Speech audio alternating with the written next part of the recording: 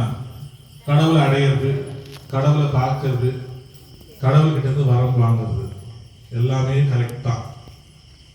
முதல்ல ஆன்மீகம் என்பது என்னன்னா, நம்ம மனசுக்குள்ள இருக்கக்கூடிய அழுக்கு, ஒழுக்க நெறி, இதை முதல்ல அலசி வெளியேற்றது. போட்டி, பொறாமை, காழ்ப்புணர்ச்சி, இவைகளிலிருந்து நம்ம மீட்டெடுக்கிறது. எல்லாவற்றுக்கும் மேலாக நம் பிறந்த பயன் என்ன, அந்த பயன் எதற்காக இப்பிறப்பு நமக்கு ஏற்பட்டுச்சு அப்படின்றத தெரிஞ்சுக்கிட்டு அந்த பிறப்பின் நோக்கத்தை நோக்கி பயணிக்கிறது. இதெல்லாம் கடந்த பிறகுதான் சரீர சுத்தம் ஏற்படும். சரீர சுத்தம் ஏற்பட்ட பிறகு ஆத்ம சுத்தம் ஏற்படும். இந்த சரீர சுத்தமும் ஆத்ம சுத்தமும் ஏற்பட்ட பிறகுதான் ஒளி தேகம் என்று சொல்லக்கூடிய நம்முடைய ஆறா அது பரிசுத்தம் அடையும். இந்த மூன்றும் பரிசுத்தம் அடைந்து எப்போ ஒரு நேர்கோட்டில் வருதோ நம்ம ஆறா விரிவடைய ஆரம்பிக்கும். ஒரு மனிதனுடைய ஆறா என்பது ஒளி தேகம் என்பது 3 அடிகள் வரைக்கும் தான் இருக்கும். அந்த ஒளி தேகம் 3 அடிகளை கடந்து போக போக எப்பொழுது 18 அடிகளுக்கு ஒரு மனிதனுடைய ஆறா அந்த ஒளி தேகம் விரிவடைகிறதோ நம்ம அவரை தான் குரு என்றும் மகான் என்றும் அழைக்கிறோம். அந்த மகான் நிலை எப்படின்னா, குரு நிலை எப்படின்னா, இங்கிருந்து 18 அடிக்கு நீ கெட்ட எண்ணத்தோடு தீய எண்ணத்தோடு உள்நோக்கி வந்தாலும் சரி, உன்னை அந்த தெய்வ ஆற்றல் உன்னை குடிக்கொண்டு உனக்குள்ள ஒரு பயத்தையும் அச்சத்தையும் நல்ல ஒழுக்கத்தையும் நாமும் வாழ்க்கையில் ஏதாவது ஒரு நல்ல விஷயத்தை சாதிக்கணும்ன்ற எண்ணத்தை உருவாக்கி தரும். கடவுள் அதற்காகத்தான் லட்சோபலட்ச மானிட இனத்தை படைச்சிருந்தாலும் அதுல ஒரு சிலரை தேர்ந்தெடுத்து தன் பிள்ளையாக தத்தெடுத்து முதலில் அவர்களுக்கு குரு ஸ்தானத்தை தந்து அதன் பிறகு மகான் ஸ்தானத்தை தந்து அதன் பிறகு தீட்சிதனாக்கி பிறகு ரிஷியாக்கி தன்னுள்ளே தானும் அடக்கம் என்று சொல்வது போல நானே அவன் அவனே நான் என்று நிலையை உருவாக்கி தருகிறார்கள். நம்ம கடவுளெல்லாம் போய் ரோட்ல தேடுறோம், வீட்டில் தேடுறோம், கோயிலே தேடுறோம். கடவுள் எங்கே இல்லை, உள்ளத்திலும் எண்ணத்திலும் தான் இருக்கிறார். நம் எண்ணத்துல என்ன வடிவம் தருவோமோ அதுதான் கடவுள். உன் எண்ணத்துல நல்ல சிந்தனைகள் போச்சுன்னா அதுவே தான் எதிர்காலத்துல கடவுள் உனக்கு தருகின்ற மிகப்பெரிய பரிசு. உன் எண்ணத்துல நல்ல செயல்கள் செயல்படுத்தணும்னு நினைச்சினா எதற்கும் கவலைப்பட வேணாம். அதற்கான வழிமுறைகளும் அதற்கான தேவைகளையும் கண்டிப்பா கடவுள் நமக்கு சொல்லி தருவார். நான் ஏற்கனவே நிறைய சத்சங்கத்துல சொல்லியிருக்கேன். ஒரு மிகப்பெரிய கோர விபத்திலிருந்து தப்பிச்சு உயிர் பிழைச்சதே பெரிய விஷயம் என்ற நிலை மாறி கிட்டத்தட்ட 60 நாட்களுக்கு மேல் படுத்து படுக்கையா இருந்து பின்பு எழுந்து நடக்க செய்வது என் அன்னை வாரார். அவள் இல்லைன்னா நான் இல்லை, நான் இங்கே உட்காந்துக்கிற ஸ்தானமும் இல்லை, சீட்டும் இல்லை, இந்த மேடையும் இல்லை, இந்த திரிஸ்தலமும் இல்லை. அன்று ஒரே ஒரு நிமிடம் தான் கண்ணை மூடி இன்றோடு என் வாழ்க்கை முடிந்திருந்தால் நானும் ஒரு போட்டோல பொம்மையா இருந்திருப்பேன், அவ்வளவுதான். ஆனால் ஏதோ ஒரு காரணத்துக்காக நம்மை தேர்ந்தெடுத்து மீண்டும் ஒரு புது ஜனனம் கொடுத்து ஒரு பிறப்பை கொடுத்து அதை செய்டா மகனே என்று உடன் இருந்து என் கரம் பிடித்து கைகளை பிடித்து என்னை வழிநடத்தி செல்பவள் என் அன்னை வாரார். ஆக ஒவ்வொரு செயலும் சரி, ஒவ்வொரு செயல்பாடும் சரி, அவருடைய உத்தரவின் பேராலும் அவருடைய கண் அசைவின் பேராலும் அவருடைய என் கரங்களை பிடித்து அழைத்து செல்வதின் பேராலும் தான் நடந்து கொண்டே செல்வது இன்று வரை. நான் ஏற்கனவே சொன்னது போல சத்சங்கத்துல என் பாக்கெட்ல ஒரு 500 ரூபாய் நோட்டு இருந்துச்சு. எங்க அம்மா இருக்கிறாங்க, அவங்களுக்கு தெரியும். நிறைய சத்சங்கத்தில் சொல்லியிருக்கேன் இல்லையா, தெரியுமா உங்களுக்கு? அப்ப எங்க வீட்டு மாடியில உட்காந்துச்சுக்கிட்டு யாகம் பண்ணுவேன். அப்ப கையில காசு இருக்காது. மனைவி வேலைக்கு போவாங்க, அது இருந்துச்சு அப்படின்னு நமக்கு தெரியாம கார்டை ஸ்வைப் பண்ணி எடுத்துக்கிற காசு, அவ்வளவுதான். அப்ப நம்ம வேலைக்கு போல எல்லாத்தையும் குவிட் பண்ணிட்டு ஏதோ ஒரு மனநிலை மாறின மாதிரி பித்து பிடிச்ச மாதிரி ஒரு நிலை. நமக்குள்ள என்ன நடக்குதுன்னே தெரியாது. இன்னைக்கு வரைக்கும் அந்த 3 வருஷம் என்ன நடந்துச்சு நான் யாருக்கும் ஷேர் பண்ணது கிடையாது. ஒரு சில சிஷியர்கள் கிட்ட மட்டும் தனிப்பட்ட முறையில் ஷேர் பண்ணியிருப்போம். கண்ணுக்கு முன்னாடி ஒரு படம் வரும், அந்த படத்துல எவனோ தோணும், அந்த அவனுக்கு ஏதோ ஒரு அடிபடுற மாதிரி ஒரு தோணும். பார்த்தா ஒரு வாரத்தில் அடிபட்டுருவான். எனக்கு இதுதான் இல்யூஷனா, பிரம்மையா, சித்த பிரம்மையா, ஹாலுசினேஷனா, எப்படி எனக்குள்ளே போராட்டமான வாழ்க்கையை வாழ்ந்து வாழ்ந்து வாழ்ந்து பிற்காலத்துல நான் அடிபெற போறது எனக்கே ஒரு பிக்சர் வரும்போது தான் ஓஹோ இதெல்லாம் ஏதோ எதிர்காலத்தில் நடக்கிறது நமக்கு அம்மா முன்கூட்டியே காட்டுற, இது தெரியாம நம்ம பைத்தியக்காரத்தனமா இருந்திருக்கணும்னு சொல்லிட்டு எனக்கு அடிபட்ட பிறகுதான் இதெல்லாம் வரது உண்மை அல்ல பொய் என்று உணரவே ஆரம்பிச்சு. அப்படி அந்த காலகட்டத்துல யாகங்கள் வீட்டுல மாடியில உட்காந்து சின்னதா செய்துட்டு இருப்பேன். முதல்ல ஒரு 500 ரூபாய் நோட்டு பிரிண்ட் ஆகி வந்துச்சு. அப்ப எனக்கு பிறந்தநாள் எங்க அம்மா அந்த 500 ரூபாய் கொடுத்தாங்க. இந்தடா வச்சுக்கிறா அப்படின்னு சொல்லி கேசரி செஞ்சு 500 ரூபாய் கொடுப்பாங்க. 500 ரூபாய் வச்சுக்க என்கிட்ட கொடுத்தாங்க. நான் என்ன பண்ணேன், அதில் அம்மான்னு போட்டு ஏதாவது யூஸ் பண்ணிடுவோம் இல்லையா, அம்மான்னு போட்டு நான் சொல்றது அவங்க எப்படி கொடுத்தாலும் அந்த 500 ரூபாய் வந்த புதுசு, அது வருஷம் கூட வந்துட்டேன், 2006 2007 2008 தெரியல, அந்த 500 ரூபாய் வந்த புதுசு. 500 ரூபாய் நோட் ஃபர்ஸ்ட் விட்டு எந்த ஒரு ஷேர் தெரியுமா? அது தெரியல. அந்த 500 ரூபாய் விட்ட புதுசுல அது அம்மா நீ எழுதியா பர்ஸில் வச்சுக்கினேன். எந்த சூழ்நிலையும் அதை எடுத்து செலவு பண்ணதே கிடையாது. ஒரு காலகட்டத்தில் என்னாச்சுன்னா ஒரு வைராக்கி யார்ட்டி காசு வாங்கக்கூடாதுன்னு, நெய்யும் இல்லை ஒன்றும் இல்லை, யாகம் பண்ணுறதுக்கு கையில் சுத்தமாக காசு இல்லை. கடைசியாக அந்த 500 ரூபாய் நோட்டை எடுத்துன்னு போயிட்டு சத்தோச்சார் ஆவின் பார்ல இருக்கும். அப்போ 500 ரூபாய் 450 ரூபாய் இல்லை, அது 500 ரூபாய் கொடுத்துட்டு அழுதுகிட்டே எடுத்தேன். உனக்காக வாழ்க்கையை தியாகம் பண்ணிட்டேன், இதை கூட செலவு பண்ணி வச்சுட்டேன்னு சொல்லிட்டு எடுத்தேன். ஏன் இதை நீங்க சொல்றேன்னா, நிறைய பேர் பொருளாதார ரீதியா நீங்க அப்படியே சொனங்கி போயிருக்கிறீங்க. அது என்னையே நான் உதாரணமா சொல்லி உங்களை ஊக்கப்படுத்துறதுக்கு அம்மாவுடைய அருள் எந்த அளவுக்கு கிடைக்கும்ன்றதுக்காகத்தான் இதை என்னுடைய வாழ்க்கையை நான் உங்ககிட்ட பகிர்ந்துட்டேன். அந்த கடைசி 500 ரூபாய் எடுத்து கண்ணீர் விட்டு எடுத்தேன். இதுதான் லாஸ்ட். இதுக்கப்புறம் நெய் வாங்கிறதுக்குலாம் என்ன காசு கிடையாது, நீங்க எல்லாம் பண்ணிக்க போயிட்டு வாங்கிட்டு ஒரு சொட்டு சொட்டா விட்டு நான் அந்த 1 லிட்டர் நெய்யை கிட்டத்தட்ட 10 நாள் யாகத்துக்கு பயன்படுத்தினேன். அதுதான் உண்மையும் சொல்லணும்னா எங்க அம்மா பொற்பாதங்களை தொட்டு கடைசியா பணத்துக்காக நான் அழுத கடைசி அழுகை. அவ்வளவுதான். நம்பிக்கை, உங்களை நம்பிக்கை என்ன பண்ணிக்கோ, இதுக்கப்புறம் என்ன நெய் வேணா காசுல எங்க நிலையாகலாம் பண்ண முடியாதுன்னு சொல்லிட்டு அதனுடைய குறுகிய நடந்த காலகட்டத்தில் காட்பாடிக்கு வந்தேன்.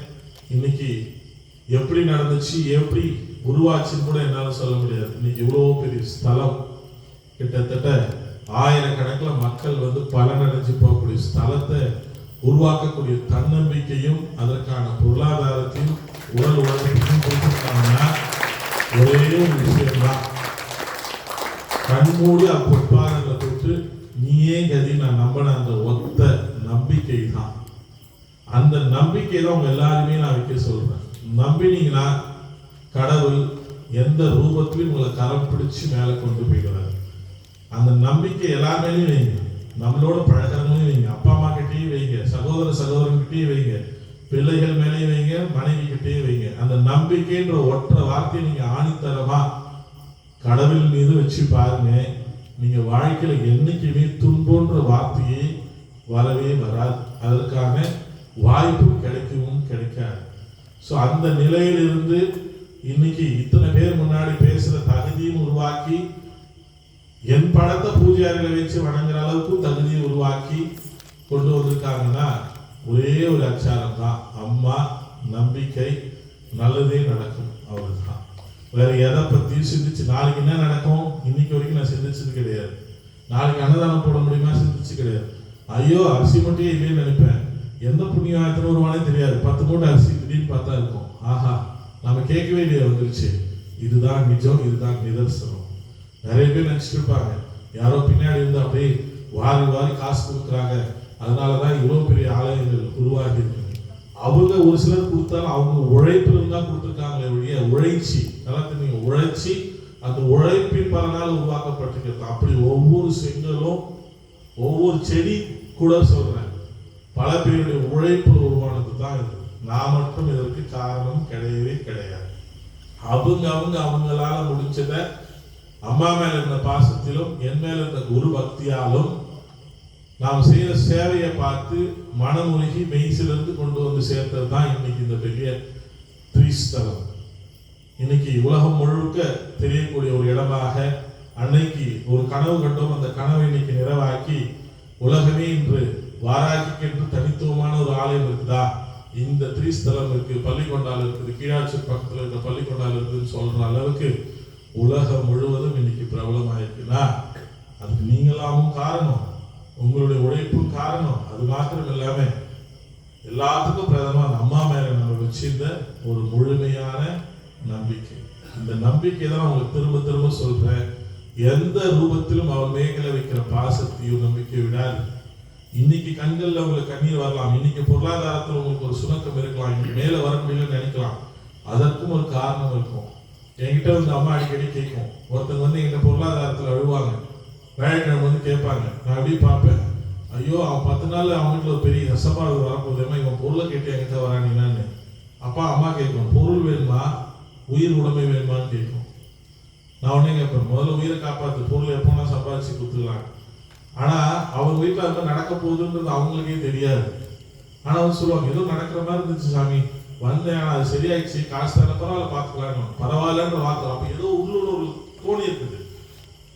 இப்படித்தான் நிறைய பேருக்கு இழப்புகளை அம்மா சரி செய்து கொடுப்பா. முதல்ல அம்மாட்ட நான் கேட்கறது என்னன்னா, காசு வேணாம், அவங்களுக்கு நோய் நொடி இல்லாத வாழ்க்கை கொடு, சந்தோஷத்தை கொடு, நிம்மதியை கொடு. காசு எப்படியா சம்பாதிக்கிறதுக்கு வழி அப்புறம் நம்ம பார்த்துக்கலாம். ஸோ இப்படித்தான் பல குடும்பங்கள்ல அம்மா தன்னுடைய ஆளுமையை, தன்னுடைய ஆசீர்வாதத்தை, வரத்தை எல்லாருக்கும் கொடுத்துருக்கா. அது நம்ம கைவிட்டு சொன்னோம்னா யார் வேணாலும் கை நீட்டி காட்டலாம். ஒவ்வொருத்தருக்கும் ஒவ்வொரு பிரச்சனைகளான அம்மா. எல்லாரும் சொல்லுவாங்க, கலியுகத்துல கடவுளையே பார்க்க முடியாது. அதெல்லாம் போய் எந்த யோகமா இருந்தாலும் சரி, மனசுல திடமான நம்பிக்கையும் பக்தியும் வச்சா எந்த ரூபத்துல எப்படி வேணாலும் கடவுளை கூப்பிடலாம், பார்க்கலாம், எதோ வேணாலும் செய்யலாம். மழையே பெய்யல, நம்ம யாகம் பண்ணி முடிச்சோம், அது எங்க மட்டும் மழை பெய்யுதுன்னு கேட்டா யாராவது சொல்ல முடியுமா? ஒவ்வொரு யாகத்திலும் நிறைவு நீங்க பாருங்க, கிட்டத்தட்ட 3 ஆண்டுகள் நாம ஒவ்வொரு முக்கிய பூஜை செய்து நிறைவு பெறும்போதெல்லாம் வர்ண பகவான் வந்து லைட்டா அபிஷேகம் பண்ணிட்டு சொல்லிட்டு போயிடுவார். இதுதான் அவருடைய ஆசீர்வாதம். இப்படி ஒவ்வொன்றா அவருடைய பராக்கிரமத்தையும் புகழையும் நம்ம சொல்லிட்டே பார்க்கணும். நம்பிக்கை, சரணாகதியான பக்தி, இதை மட்டும் நீங்க அம்மா கிட்ட வைங்க. ஜாதகம், நான் ஜோஷியெல்லாம் நம்புறவன் தான், முழுக்க முழுக்க ஜோஷி தான் வழி நடத்துது நம்பணும் ஆள் தான் நானும். அதீத மூட நம்பிக்கையோடு இருந்தவன் தான் நானும். ஆனால் அதையெல்லாம் கடந்த ஒரு நிலை வரும் பொழுது ஒன்றை மட்டும் நான் நல்லா தெரிஞ்சுக்கிட்டேன். கடவுளுடைய பக்தி இருந்தால், ஆசீர்வாதம் இருந்தால், உனக்கு எந்த கட்டம், எந்த கிரகம் உனக்கு எதுவுமே பண்ண முடியாது. அது அவங்க வாங்கிக்குவாங்க. அவங்க அதை ஏற்றுக்கிட்டு உன்னை அழகா பட்டு மெத்தில வச்சு கொண்டு போற மாதிரி கொண்டு போய் விட்டுருவாங்க. ஸோ உங்களுக்காகவும் சரி, உங்கள் குழந்தைக்காகவும் சரி, உங்க குழந்தை ரொம்ப மல்லு கட்டுதா, அங்க சண்டை போட்டு போச்சும் இல்லை, முழு போய் அம்மாட்ட உட்காரு, என்னமா இது பிரச்சனைன்னு சொல்லிப்பாரு, மனமுருகி சொல்லிப்பாரு. அடுத்த அந்த நிலை மாறி தானாவே நீ என்ன கேட்கலையோ கேட்காததை விட அவங்களுக்காக வெகுமதி அம்மா கொடுத்துட்டு போயிட்டே இருப்பாங்க. ஸோ கண்ணதுக்கு நான் இந்த பல லட்சம் குடும்பத்துல பார்த்ததுனால என்னையும் உதாரணமா வச்சு உங்ககிட்ட சொல்றேன். அதனால பொருளாதார மேம்பாடுன்றதும் சரி, நம்ம குடும்பத்துல இருக்கக்கூடிய சூழல்களும் சரி, பக்தியோடு நம்ம அம்மா அணுகணும்னா ஒரு சிலருக்கு 10 நாள்ல வரம் கிடைக்கும், ஒரு சிலருக்கு 10 மாசத்துல கிடைக்கும். ஆனால் நிச்சயமாக வரம் கிடைக்கும். இதுதான் நிதர்சனமான உண்மை. ஆக இந்த விஜயதசமி அன்னைக்கு எதை மண்டையில ஏத்துறீங்களோ இல்லையோ, நம்பிக்கைன்ற விதைய மண்டையில ஏத்துறீங்க. முடியும், அவ்வளவுதான். முடியாதுன்ற வார்த்தையை பேசவே வேண்டாம். அம்மா இருந்தா எதுவும் சாத்தியம், முடியும். அம்மா ஆசீர்வாதம் இருந்தா முடியும். அதை தவிர நெகட்டிவா மனசுல எதையுமே சிந்திக்கவும் சிந்திக்காதீங்க. மனசுக்குள்ள போட்டு விதைச்சிக்கவும் விதைச்சிக்காதீங்க. அதை விட ஒரு கொடுமையான வியாதி என்பது உலகத்துல எதுவுமே கிடையாது. அவநம்பிக்கையும் நம்மளுடைய காம்ப்ளெக்ஸ் தான் இருக்கிறதுல பெரிய வியாதி. அதை தூக்கி போட்டீங்கன்னா எல்லாரும் வெற்றி அடைவதற்காகத்தான் இறைவன் நம்மளை படைச்சிருக்கிறாரு ஒழிய முடியாதுன்ற ஒரு சொல்லுக்காக கிடையாது. அப்படி ஒவ்வொரு மனுஷனிடத்திலும் இருக்கக்கூடிய அந்த தெய்வீக ஆற்றல ஏதோ ரூபத்துல கொண்டு வரணுன்றதுதான் அம்மா என்ன தேர்ந்தெடுத்திருக்காங்க. நான் அதான் சொல்லுவாங்க, இப்போ வரம் வாங்கிட்டேன் அம்மா கிட்ட, 500 ரூபாய் கூட சுத்தமா கிடையாது, இன்னைக்கு இந்த அளவுக்கு உருவாக்கி கொடுத்துருக்கா, நான் கேட்டதெல்லாம் கொடுப்பா. இன்னைக்கு போய் ரூம்ல உட்காந்து வெளியே கேட்க வேணாம், நான் ரூம்ல உட்காந்து கேட்டா போதும், பையில எடுத்து நிற்பான். அது எப்படி வராங்கலாம் எனக்கு தெரியாது, ஆனால் நிற்பான். அப்படி எதை வேணாலும் கொடுத்துட்டா, உனக்கு என்ன வேணாலும் கேளுப்பா, நான் தரணும் இருக்கிறா. இதெல்லாம் வச்சுட்டு என்ன பண்ண போறோம் அடுத்துன்னு யோசிக்கிற ஒரு சூழ்நிலை வரும் பொழுதுதான் ஏன் இறை சக்தி நம்மளை தேர்ந்தெடுத்துச்சு, ஏன் யாருக்கும் கிடைக்காத நம்ம வந்து அடையணும்னு சொல்லிட்டு லட்சமா செலவு பண்ணி பூஜிப்பவர்களா இருக்கிறாங்க. 24 மணி நேரமும் எனக்கு அம்மா வேணும் அம்மா வேணும்னு சொல்லிட்டு யாசிக்கிறவங்களா இருக்காங்க. அவங்களுக்கெல்லாம் கிடைக்காத அந்த மிகப்பெரிய வரம் எப்படி நமக்கு இவ்வளவு பெரிய வரத்தை அவர் கொடுத்துருக்கிறார். அப்ப இது என்னோடய போகணுமா? இல்ல எவ்வளோ 1000 குடும்பங்கள் கஷ்டத்துல இருக்கு, அதுங்களுக்கு கொண்டு போய் சேர்க்கணுமா அப்படின்ற ஒரு நிலைப்பாட்டில் தான் நம்ம அடுத்த நிலை ஆன்மீகம் என்பதை தண்ணீரை பற்றாச்சு. வரவங்கலாம் இப்போ ஒண்ணுமே இல்லை, ஒரு சிஸ்டம் ரெடி பண்ணிட்டேன். வராங்க, அம்பால பாக்குறாங்க, அம்மியில போய் மெரிக்கிறாங்க, சாமி எனக்கு வயிற்றுல இந்த ப்ராப்ளம் இருந்துச்சு, வந்தேன் போட்டேன் நல்லா ஆயிடுச்சு. எத்தனை 1000 நன்றிகள். நீங்க ஒரு நாள் உட்காந்துன்னு வச்சுங்களேன், உங்களாலே கவுண்ட் பண்ணவே முடியாது. அத்தனை நன்றிகள், நன்றி நன்றி நன்றி. அம்மா பார்த்தேன், இது நடந்துச்சு. அம்மா பார்த்தேன், இது நடந்துச்சு. முதல் முறையா வந்து அம்மா கிட்ட இது கோரிக்கை வச்சேன், 2 நாள்ல நடந்துச்சு. ப்ரொமோஷன் கேட்டேன், 2 நாள். இப்படி நன்றி. இப்படி போயிட்டு வரவங்களாம் பாத்தீங்கன்னா நன்றி நன்றின்னு சொல்லக்கூடிய உட்காந்து யாராவது நம்பிக்கை இல்லாதவங்க யாராவது தெரிஞ்சுன்னு ஆசைப்பட்டீங்கன்னா அப்படி உட்காந்து போறவங்க ஒரு சர்வே எடுத்து பார்த்தீங்கன்னா உங்களுக்கே அந்த நன்றி வந்துடும். அதனால அம்மா எல்லாத்தையும் தரக்கூடிய வல்லமையோட ஆதி சக்தியா 3 சக்திகள் உள்ளடக்கியவளா இங்க இருக்கிறார். பயம் வேண்டாம், வாழ்க்கையில தன்னம்பிக்கை மட்டும் வைங்க, எண்ணத்தை மட்டும் தூய்மை வைங்க. பலமுறை அதான் சொல்லுவோம், எண்ணம் போல் வாழ்க்கை. அதான் தாரக மந்திரனே. உன் எண்ணத்துல எதுவாக நினைக்கிறாயோ அதுதான் உனக்கு கிடைக்கும். உன் எண்ணத்துல நல்ல சிந்தனைகளை விதைச்சிட்டு போயிட்டே இருங்க, நீ வளர்ந்துட்டு போயிட்டே இருப்ப. உன் எண்ணத்துல துர்சிந்தனையை விளைச்சி பாருங்க, வளர்ந்த வேகத்துல அப்படியே நின்று போயிடுவேன். இன்னும் சொல்ல போனா ஒரு படி கீழே இறங்க ஆரம்பிச்சிடும். அதனால எண்ணத்தை மட்டும் என்னைக்குமே உங்க கட்டுப்பாட்டுல வைங்க, பிறர் கட்டுப்பாட்டுல விட்ட அந்த எண்ணம் தான் நம்மளை எல்லா ரூபத்திலும் வழி நடத்தி செல்லக்கூடிய ஒரு விஷயம். அப்படி கிறிஸ்தவம் பண்ணியாச்சு, மக்கள் வரத்துக்கு வசதி பண்ணியாச்சு. அடுத்து அம்பாளுடைய பராக்கிரமம், அவளுடைய புகழ், அவளுடைய அந்த ஆளுமையை உலகம் முழுவதும் கொண்டு செல்வது ஒரு புறம் ஆன்மீகமாக இருந்தாலும், இந்த ஆன்மீகத்தை போன்றவர்களுக்கு அம்மா கொடுப்பதே இருக்கு அடுத்த சந்ததியினருக்கு ஏதோ ஒன்று விட்டு செல்றதுக்கு தான். அப்ப அந்த அடுத்த சந்ததியினருக்கு நல்லதையும் ஒழுக்க நெறிகளையும் பக்தி மார்க்கத்தையும் இந்த பூமிக்கு ஏதோ ஒரு நன்மையும் இப்படி பல பல ரூபத்துல பல பல விஷயங்களை செய்வதற்காகத்தான் நம்ம ஏற்கனவே சேவா சங்கம், பக்த சபா, வாராகி சேனா, பசுமை பாரத் அனுப்பி நிறைய திட்டங்களை கொண்டு வரணும். இங்கிருந்த பணி காலையிலே நான் தான் பேசினேன், வியாழக்கிழமை அதீத பணி சுமை. ஏதாவது 5 ஆண்டுகள்ல முடிக்க வேண்டிய ஒரு பணியை நாம 2.5